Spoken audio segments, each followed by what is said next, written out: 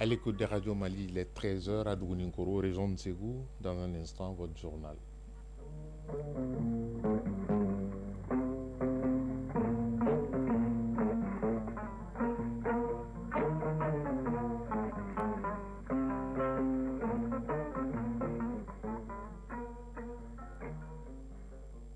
Le journal Ousmane Daou.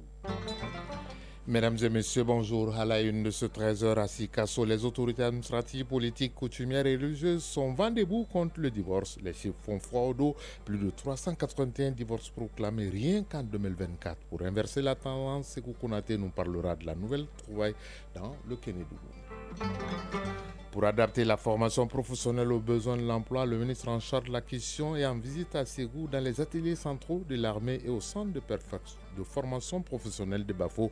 Il s'agit de créer une corrélation entre tous les centres professionnels du pays. Pendant ce temps, à Koulikoro, les éleveurs de Banamba, Kangaba, Kolokani et ceux de Koulikoro à l'école du projet de développement durable des exploitations pastorales au Sahel. Et in fine, c'est de permettre aux éleveurs d'accroître leurs revenus. Hors du Mali, au Niger, les assises nationales de la refondation sont prévues du 15 au 19 février prochain.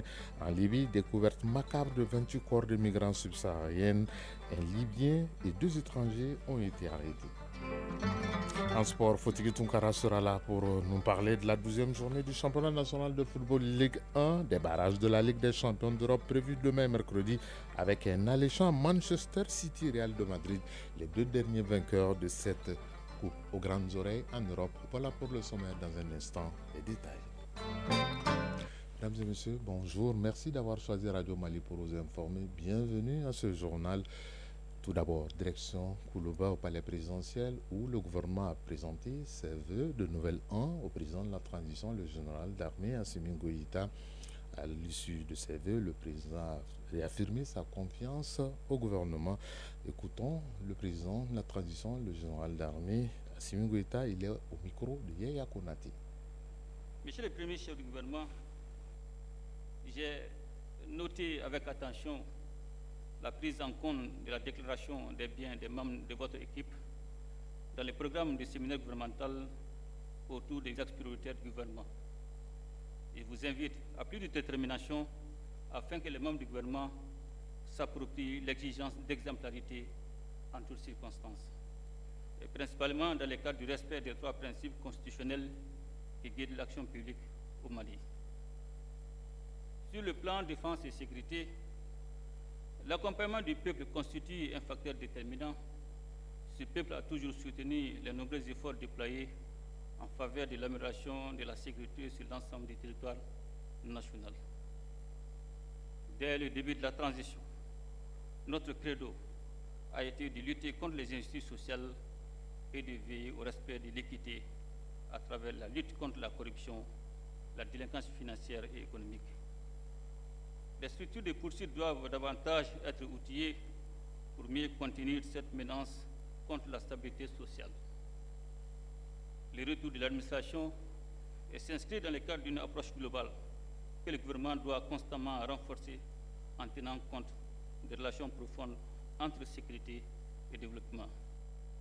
À l'instant, le président de la transition, le général d'armée Assimi Goïta, qui répondait aux membres du gouvernement qui lui ont présenté ce matin leurs vœux de nouvel an. C'était au palais présidentiel à Koulouba. Nous y reviendrons plus en détail dans nos futures éditions avec Sira Bachili et Yaya Konaté. D'ici là, le ministre de l'Entrepreneuriat national, de l'Emploi et de la formation professionnelle, en visite dans les ateliers militaires centraux de Markala et au centre de formation professionnelle de Bafo. Il s'agit pour le ministre de constater le niveau de professionnalisme de ces centres afin de nouer un partenariat entre les différents centres de formation professionnelle du pays. De Ségou, Honoré Tchenou. Le ministre de l'Entrepreneuriat national, de l'Emploi et de la formation professionnelle a visité les ateliers militaires centraux de Markala, puis le centre de formation professionnelle de Bafo. À Markala, Oumou Salsek a visité les différents ateliers de conception. Il s'agit pour le ministre Oumou Salsek de s'enquérir des technicités du centre pour un éventuel partenariat avec les autres centres de formation professionnelle. Oumou Salsek, ministre de l'Entrepreneuriat national, de l'Emploi et de la formation professionnelle. Nous avons déjà un cadre de partenariat avec le ministère chargé de la Défense pour voir dans quel cadre renforcer ce partenariat-là. Même exercice à Bafo où le ministre a eu droit à une présentation sur le centre, sa création, ses différentes formations, ses forces et ses défis. Après, une visite guidée des différents ateliers a permis au ministre de constater le niveau de professionnalisme du centre. Oumoussal Sek. Nous avons compris tout ce qui peut nous intéresser en termes vraiment de formation professionnelle. Et nous savons que nous pouvons avoir ce qui nous manque ici. La question de l'emploi concerne également à plus d'un titre la femme, d'où l'accompagnement dans cette mission du réseau des femmes anciennes ministres et parlementaires du Mali et aussi celle du CNT. Zalia Abdoulaye, membre de la commission emploi du CNT. Ce que le ministère est en train de faire est un travail colossal et qui permet aussi de donner de l'emploi à la jeunesse, aux femmes et aux personnes vivant avec handicap. Le ministre a aussi rencontré les responsables des différentes structures relevant de son département. Sigou Honoré Bassi Traoré pour l'ORTM. À Koulikoro, le projet de développement durable des exploitations pastorales au Sahel, en collaboration avec la Direction régionale des productions et des industries animales, renforce la capacité d'une quarantaine d'éleveurs des cercles de Banama, Kangaba, Kolokani et Koulikoro même sur les techniques de la fauche et la conservation des fourrages naturels. Objectif, contribuer à l'amélioration de la production animale afin d'accroître les revenus des populations des zones d'intervention du projet. Ousmane Koïta. Cette formation intervient après l'acquisition des matériels qui sont composés d'unités d'embouche bovine, ovine production laitière, notamment de botteleuses et hache-pailles motorisées et de semences de culture fourragères offerts par le projet de développement durable des exploitations pastorales au Sahel Mali, PDD et EPS Mali. L'atelier est initié en collaboration avec la Direction régionale des productions et des industries animales de Koulikoro. Il s'agit d'accompagner les acteurs de la filière à travers cette formation, de vulgariser des techniques de la fauche et de la conservation des fourrages naturels. Financé par la Banque islamique de développement et le gouvernement du Mali, le PDD EPS Mali est une opportunité pour la région de Koulikoro. Richette Maïga, directrice régionale des productions et des industries animales de Koulikoro. Faucher l'herbe, ensuite comment la conserver. Donc, ces bénéficiaires-là, on doit les former. Bemba Keita, spécialiste en développement des chaînes de valeur PDDPS Mali. Les gens viennent d'être formés dans des techniques spécifiques. Donc, nous leur demandons de vulgariser ces techniques-là auprès des autres qui sont restés à la maison. Durant 3 jours, ces acteurs venus des cercles de la région de Koulikoro et de Nara ont été dotés de compétences sur la technique de l'école des fourrages naturels, de l'ensillage des fourrages naturels et de construction d'une grange de type de conservation des fourrages naturels. Koureja Sempara, participante.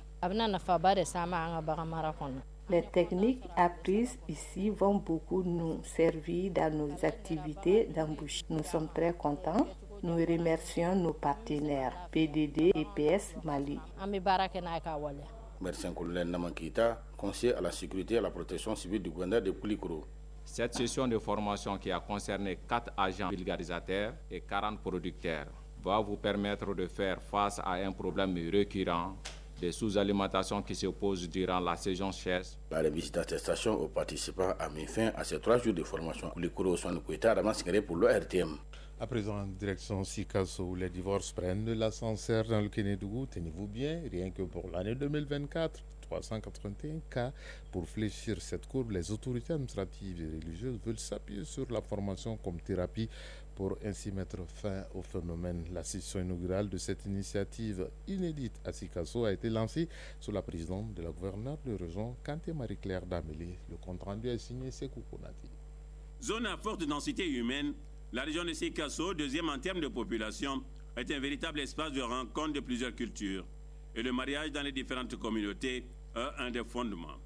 Jadis, lien solide entre familles, le mariage de nos jours souffre de beaucoup d'impréparation. Et cela se ressent sur le nombre de plus en plus croissant de divorces. Kanté Marie-Claire Dambélé, gouverneur de la région de Sikasso. Nous avons pris les statistiques au niveau du tribunal de Sikasso et on nous a parlé de 381 cas de divorce en 2024. Quand on fait une estimation, c'est un divorce par jour. C'est donc pour inverser cette tendance que les autorités administratives et religieuses ont pensé un mécanisme de formation des couples. Et pour cette session, ils sont environ 40 couples en voie de s'unir en union ou même en instance de divorce. L'abbé Jean-Baptiste Dambélé, prêtre diocésain. Le grand thème de la session, c'est le mariage à l'épreuve du temps. Et le sous-thème, c'est le consentement pour le meilleur et pour le pire. Comment se faisait le mariage avant, alors que les intéressés ou les candidats eux-mêmes ne se connaissaient pas. Mais ce mariage-là durait. Et actuellement, les jeunes eux-mêmes se rencontrent et viennent informer les parents qui du moins acceptent, et ce sont ces mariages-là qui ne durent plus. L'initiative est fortement saluée par les autorités traditionnelles et l'administration fonde beaucoup d'espoir en la démarche. Aruna Samake, directeur national de la promotion de la femme, de l'enfant et de la famille. Nous approprier de cette activité qui est d'une grande importance, et je pense que ce genre d'initiative mérite d'être en tout cas étendu, élargi. Kanté Marie-Claire Dambélé, gouverneur de la région de Sikasso. S'il n'y a pas de stabilité dans un couple, dans nos foyers, il n'y aura pas de stabilité dans notre société. Donc nous avons constaté la consommation de drogue par les enfants, l'enrôlement des enfants par les bandits, les groupes terroristes. Et c'est souvent dit à la séparation des couples. Nous allons continuer à les former jusqu'à ce qu'il y ait moins de divorces à Sikasso. Une démarche que la région entend pérenniser pour le meilleur et pour le pire. Sikasso, Sekou Konaté, Taïro Konaté pour l'ORTM.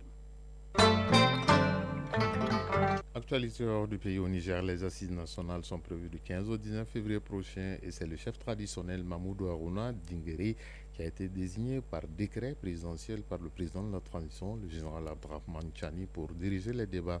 674 délégués prendront part aux assises. En République démocratique du Congo, l'armée a arrêté hier dans l'est du pays des militaires et combattants accusés d'exactions contre les civils.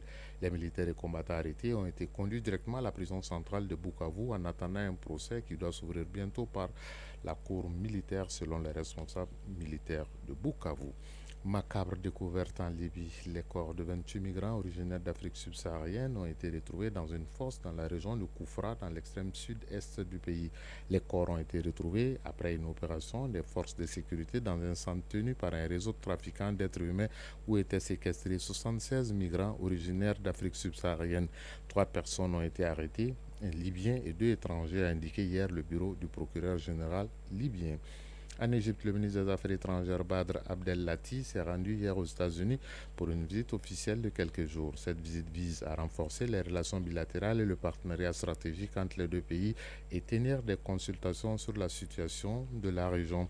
Par ailleurs, les autorités égyptiennes ont annoncé hier qu'elles accueilleraient un sommet extraordinaire de la Ligue arabe le 27 février prochain pour débattre des derniers développements concernant les territoires palestinien. La Namibie est en deuil. L'ex-président Sam Nujoma est décédé samedi à l'âge de 95 ans. Il avait conduit la Namibie à l'indépendance en 1990 et était resté au pouvoir pendant 15 ans avec le Parti de la Libération, la SWAPO. L'annonce de sa mort a été faite par Nangalo Bumba, le président de la Namibie, qui lui a rendu un vibrant hommage. Aux États-Unis, le président Donald Trump annonce dès aujourd'hui que 25% de droits de douane sur l'acier et l'aluminium importés au pays rentrent en vigueur. Une nouvelle mesure commerciale qui s'ajoute à celle imposée dès son arrivée à la Maison-Blanche. L'Union européenne indique que la Commission européenne réagira pour protéger les intérêts des entreprises européennes en cas de mesures injustifiées. Donald Trump a signé ce décret dans l'avion qu'il a transporté hier soir pour aller assister à la finale du Super Bowl, c'est-à-dire le football américain qui a mis aux prises Philadelphie et Kansas City. Eh bien, c'est Philadelphie qui a remporté le tournoi. C'est l'un des tournois sportifs les mieux suivis au monde. Transition tout trouvée pour parler de sport dans un instant avec Doutri Bafoti Tonkara.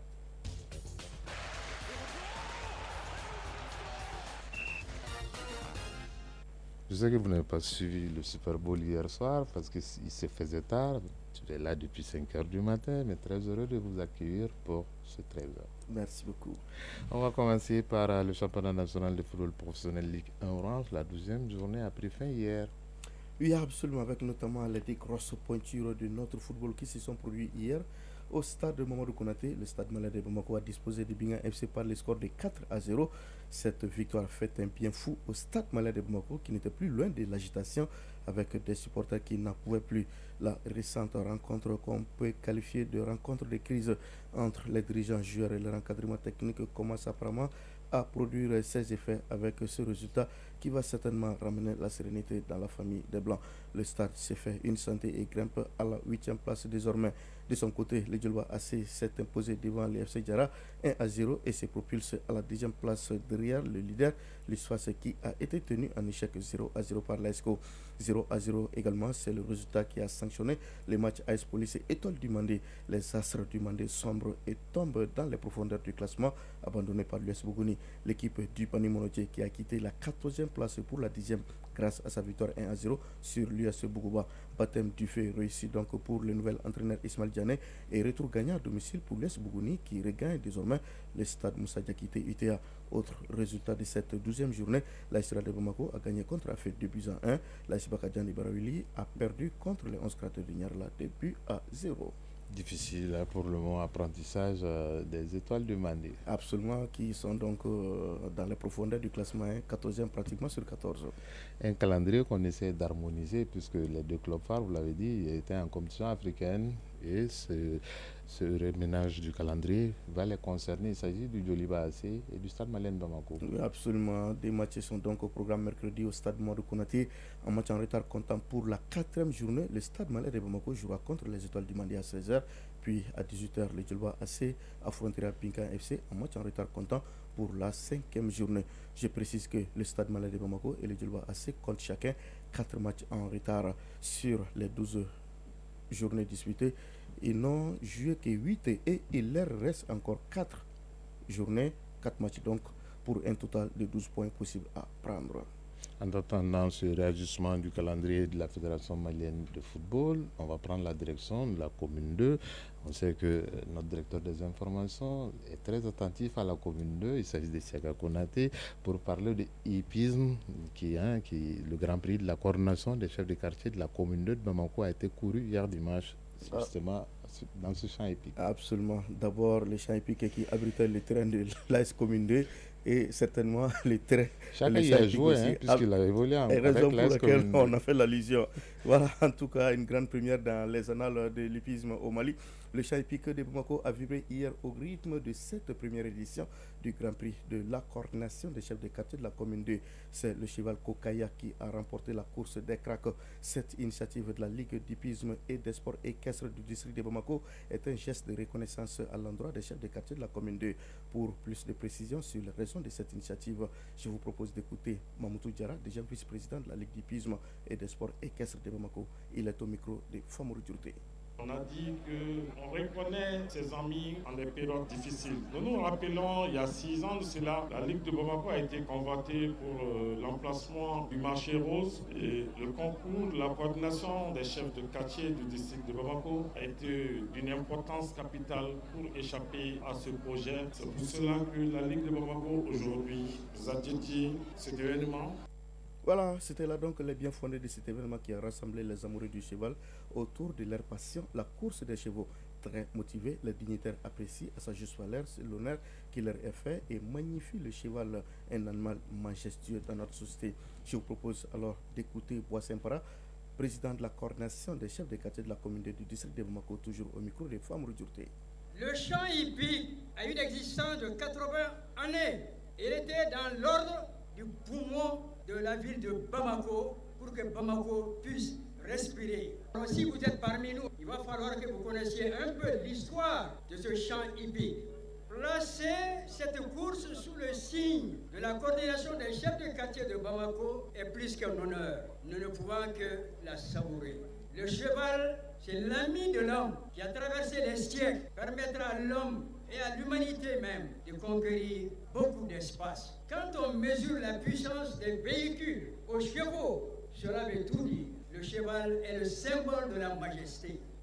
Voilà, c'était là donc le petit cours d'histoire de Boissempara, président de la coordination des chefs de quartier de la commune du district de Bamako-Soumana. On termine cette page sport avec justement la Coupe aux Grandes Oreilles, la Ligue des Champions d'Europe avec le nouvel format, notamment les barrages. Et un barrage retient l'attention. Une rencontre, bien sûr, il s'agit d'un alléchant Manchester City Real de Madrid, les deux derniers vainqueurs. et deux clubs qui ne se lâchent plus en Ligue des Champions 4 années de suite. Oui, même si actuellement ces deux équipes ne sont pas au mieux de leur forme. En tout cas, 4 matchs sont donc au programme de la première partie des barrages allés demain mardi. À 17h45, Brest affrontera le PSG dans un duel à 100% français. Le reste se joue à 20h temps universel. Il s'agit de Sporting Dortmund, Juventus PSV et Manchester City Real Madrid. Comme vous l'annonciez tout à l'heure, le choc de ces barrages qui va certainement jaillir des étincelles. On le disait tout à l'heure, même si pour l'instant, les deux équipes ne sont pas au mieux de leur forme, surtout du côté donc, des Madrilènes, il y a quand même l'infirmerie qui est vraiment assez garnie avec 4 blessés de taille. Alors, mercredi, il y aura Club Brugge Atalanta à 17h45 et puis à 20h, Feyenoord AC Milan, votre AC Milan, Monaco, Benfica, Celtic et Bayern Munich. Je mets tout de suite une pièce sur Manchester City et le Milan AC. Ok, on verra. En tout cas, vous avez apparemment le nez creux. Même si ça ne plaît pas beaucoup à Siaka Konaté d'entendre que Manchester City va éliminer le Real de Madrid. Bon, de toute façon, ce ne sera qu'un match aller et il y aura le retour une semaine après. J'ai parlé d'élimination.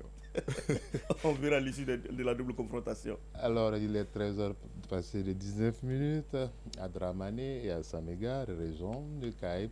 C'est la fin de cette session d'information qui vous a été présentée par Ousmane Daou, mise en onde Bintou Traoré, mise en ligne Sekou Traoré, réalisation Draman Sanogo. Prochain rendez-vous avec l'actualité, c'est à 19h30. Vous serez en compagnie de Kouma Sissé.